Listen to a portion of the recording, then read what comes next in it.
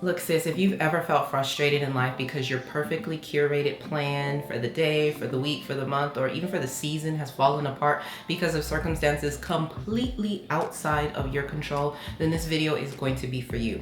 Look, there is nothing more frustrating when you have built momentum, when you have a solid plan, when you're excited about moving forward, and then life just throws you a curveball that you did not see coming. Whether it's a change in your workplace, a change in a relationship, an unexpected expense coming up, or a sickness or an injury, life has a way of conveniently intervening in our best laid plans.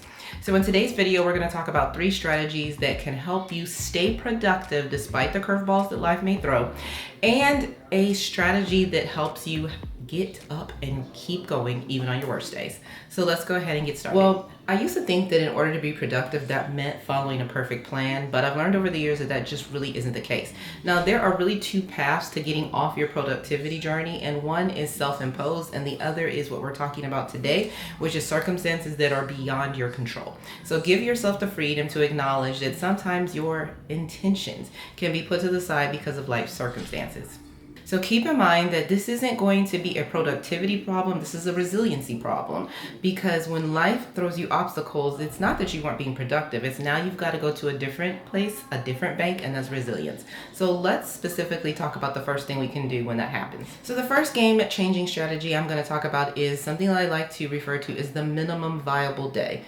It is exactly what it sounds like. What are the minimum things that I would be able to accomplish in a day that, despite my circumstances that are out of my control, that I could still do, that are part of my normal productivity routine? So I'm going to give you a perfect real life example that is happening right now. So if you have ever watched any of my videos, if you ever watch my channel, I always tell you all to do what? Move your body, make sure that you are clocking into your nutrition.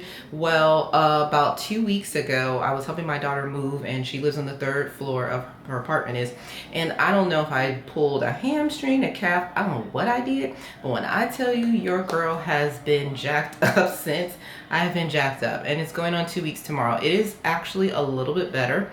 Now, I will say that I did not listen to my husband who kept telling me to ice it. I did not listen to my husband who kept telling me stop wearing these 3, 4, 5-inch high heels to work. But my point is I cannot run right now.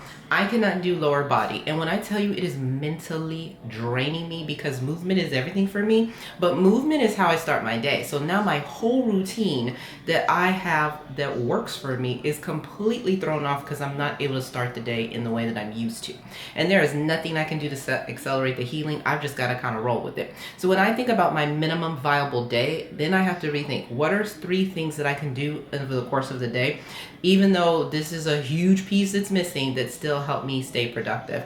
And one of those things is, of course, going to always read my word.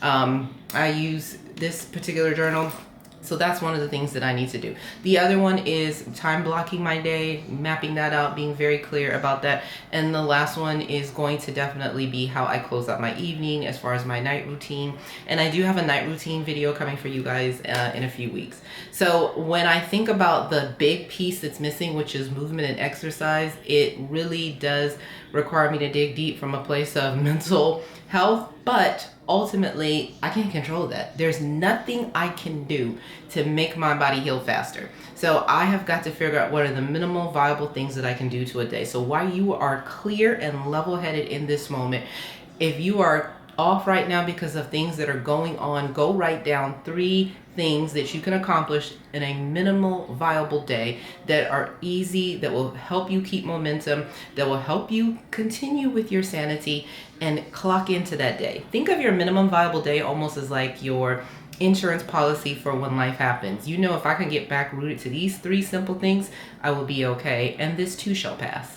And the power of this approach isn't that it's listing specific tasks. It's like the mental burden of having to think about what I'm going to do and how to power through this is on autopilot, because the 3 things you should be selecting are simple things that you're able to accomplish without any kind of complex planning. You can just do them, and then you can sit back and be like, okay, a lot is happening around me, but these 3 things I was able to do, and they really weren't high yield thinking tasks, but they may be high yield tasks that pour back into your day. The second one, when you cannot control what's going around you, is a 5-minute recess in your environment. Look, if you are in a situation where you are either flustered at work because you've been asked to do something, or you've had to change things, if you are financially flustered, which girl, I know how that feels, you have to look at your current environment and figure out what you can control in the physical environment, which is the here and the now.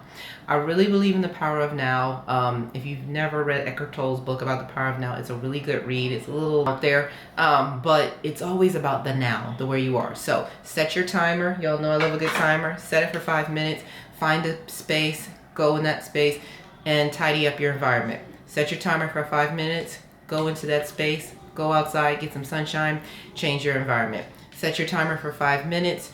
Go into the favorite part of your house, or grab your favorite blanket and go sit on the couch and breathe or meditate for 5 minutes.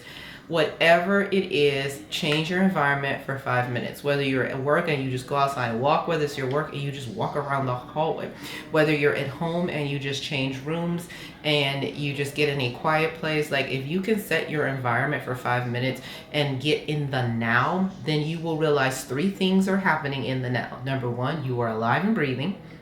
Number 2, you are not in any immediate physical danger in the moment. And number 3, you are here still, so there are many things left to accomplish. And the last one is micro momentum. Like, this is something that you have to remember. Progress and productivity is not binary. It is a continuum on a spectrum. Let me say that again, because that really sounded like a word for myself. Productivity is not binary. It is a journey on a spectrum, and it is going to have its ebbs and flows. I had to remind myself the other day, because I was really frustrated about not being able to run. I was like, Diaka, remember when you rolled your ankle in 2013 and you couldn't run for like a month? Like, it happened and life went on. And then I remember one time I hurt my foot for work and I wasn't able to run, and I was like, you came back. So you're just going to have to deal with it. So whatever your circumstances that life has thrown at you that you are not expecting, they are temporary. Even at the highest and most deepest despair that you are experiencing, if you can just find a place for micro momentum, it will get you in a better place. Now let me give you some things to think about in an example. If I can't work out and I can't run, I can go walk. If you can't do something that you want to do physically, maybe you can't work out for an hour, do 3 push-ups. You've been talking about forever for writing a plan for your personal passion project, and you want to do an outline, write 1 sentence, write 1 paragraph, write 1 page. You can't meal prep for the week, meal prep for the day. So I don't normally drop scientific information on y'all because that really isn't my thing, but one fascinating fact about micro momentum is it really taps into something called the endowed progress effect, which means your mind is telling you that you're doing tiny little things, like tiny habits, atomic habits, towards a bigger goal, and it tells your mind to keep doing those things. And so micro momentum is something I would suggest you don't downplay, because the next thing you know, you may have started with doing 3 push-ups and then you find yourself being able to do a full workout. So how are you going to get started? What are you going to do? I went over 3 things. Let me tell you, sis, how this is going to work. You're going to identify your 3 tasks for your minimum viable day tonight, today, this afternoon, but quickly. Identify those 3 viable tasks that you can do. Write it on a post-it, type it in your notes on your phone, wherever you need to locate it, and lock into that for where you are right now. Second, you're going to identify maybe 1 or 2 areas of your life that really could use a 5-minute reset. If you know there are certain times of the day where you at work where you know that you're getting frustrated, that's a great time for a 5-minute reset. If you know that after you cook dinner, that is a time of the day where you may want to grab your phone and start scrolling social media, great time for a 5-minute reset. When you first wake up in the morning and you hit snooze and you sit up in the bed without laying back down, it may be a good time to get up and do a 5-minute reset.